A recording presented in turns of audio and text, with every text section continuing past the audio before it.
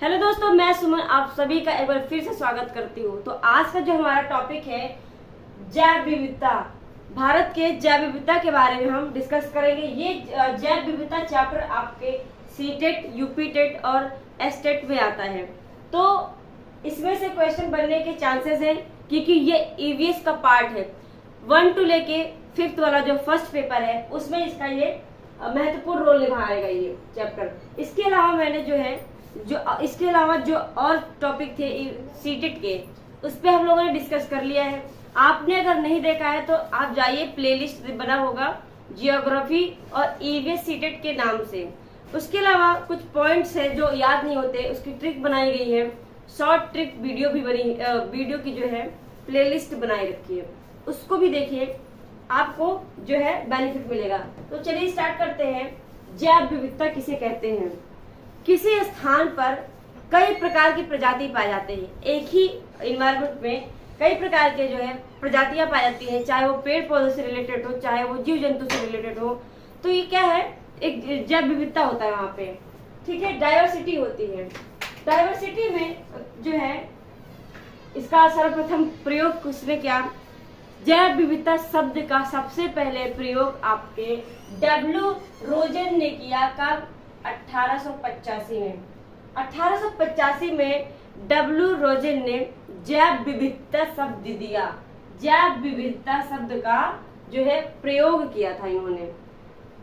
1992 में जो है पृथ्वी सम्मेलन में रियो डी जेनेरियो में इसका क्या है, एक सम्मेलन हुआ था, पृथ्वी सम्मेलन, जहां पर आपका जैव विविधता के बारे में बात हुई थी।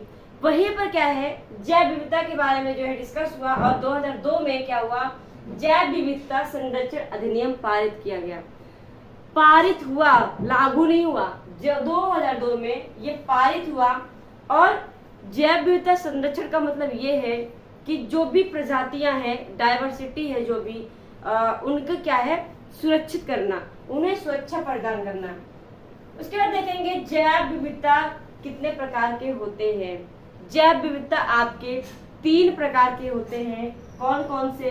पहला है आपका आनुवंशिक जैव विविधता, दूसरा है आपका प्रजाति जैव विविधता और फिर है आपका सामुदायिक या पारितंत्र जैव विविधता। आनुवंशिक जैव विविधता में आपके जेनेटिक आ जाते हैं, जिसमें आपकी जो है डाइवर्सिटी पाई जाती है आनुवंशिक रूप से।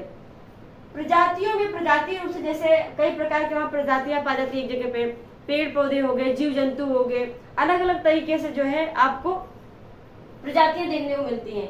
सामुदायिक पारितंत्र में भी आपके जो है इकोसिस्टम, इसको इंग्लिश में कहते हैं, यहाँ पर भी आपका जो है अलग अलग जो है डाइवर्सिटी देखने को मिलता है। तो जैव विविधता 3 प्रकार की होती है, आनुवंशिक जैव विविधता, प्रजाति जैव विविधता और सामुदायिक पारितंत्र जैव विविधता। ये सीधा क्वेश्चन आपका बनेगा और सीधा आंसर आपको इतना ही देना है, इसके अलावा कुछ नहीं करना है, ठीक है। फिर आगे है आपका जैव विविधता मापन। जैव विविधता का जो मापन है, अल्फा है, बीटा है और गामा है। अल्फा, बीटा, गामा, आप ये मत समझ लीजिएगा कि हम लोग मैथ पढ़ रहे हैं। मैथ नहीं पढ़ रहे हैं, हम पढ़ रहे हैं ईवीएस ज्योग्राफी, ठीक है। तो यहाँ पे अल्फा का मतलब ये है, अल्फा जैव विविधता का मतलब है कि इससे आपको संख्याओं का ज्ञान प्राप्त होता है। क्या होता है? अल्फा जैव विविधता से संख्या का ज्ञान होता है और बीटा जैव विविधता से संरचनात्मक ज्ञान होता है, ठीक है। और गामा जैव विविधता से प्रजातियों के बीच का जो अंतर संबंध है पता चलता है। अंतर संबंध यानी हम और आप हैं, तो हमारे और आप में क्या अंतर है, ये सब चीजें देखने को मिलता है यहाँ पे, ठीक है। इससे ज्ञान होता है इसका। यहाँ पे एक फॉर्मूला दिया हुआ है, गामा बराबर अल्फा गुणे बीटा। तो ये आपका गामा जैव विविधता का क्या है,